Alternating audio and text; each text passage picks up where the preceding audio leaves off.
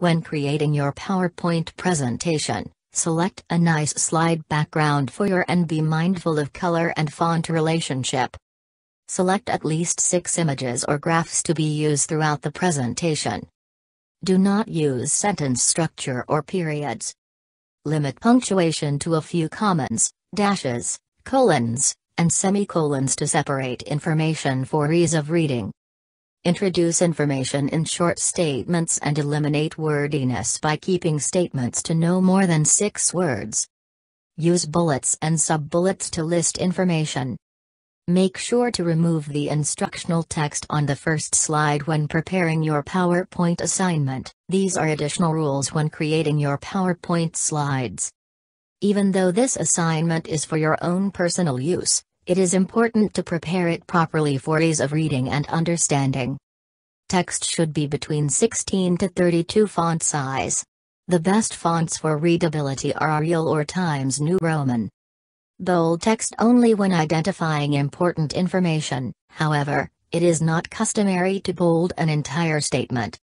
Changing text size and color within a statement should be used with caution, as this can interfere with the readability of information.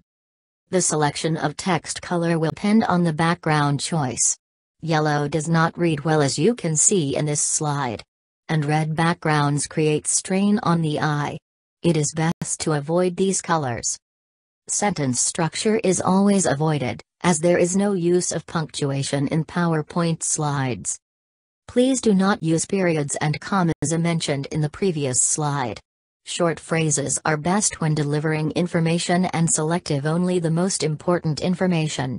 Choose your words carefully to best represent your thoughts and information. The second slide in your presentation will be vital signs, and this slide should have 3 small tables that provide classifications for blood pressure, pulse rate, and respiration. There are examples of these tables in your textbook pages 22, 25, and 31. You may use 2 slides to present this information. There are many conditions we will explore throughout this course. The list above are required inclusion for your PowerPoint project. A slide for each one is provided in the template to the assignment. You may use 2 slides to present this information. The inclusions will not be appropriate for each condition, therefore delete those that do not apply. You may add others inclusions that you feel are important to note. The grading rubric will evaluate each slide on the following inclusions if they pertain to the condition. Take a moment to watch this funny video on what not to do with PowerPoint presentations. PowerPoint, and I figure it's kind of my duty to point them out. So here we go. Here's common PowerPoint mistakes. Number 1, people tend to put every word they are going to say on their PowerPoint slides.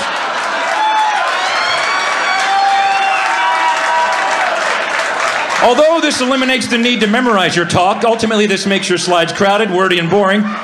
You will lose your audience's attention before you even reach the bottom of your first slide.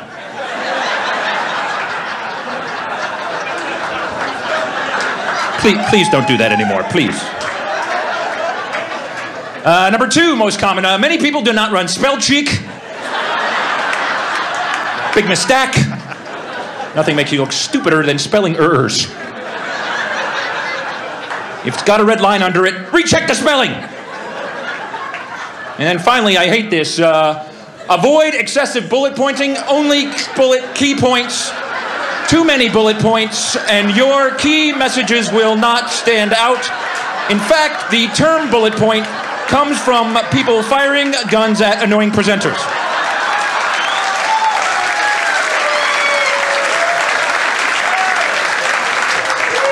Hence the bullet point. Bad color schemes, not good. Clashing background and font colors can lead to distraction, confusion, headache, nausea, vomiting, and loss of bladder control. I can't stay on that one too long.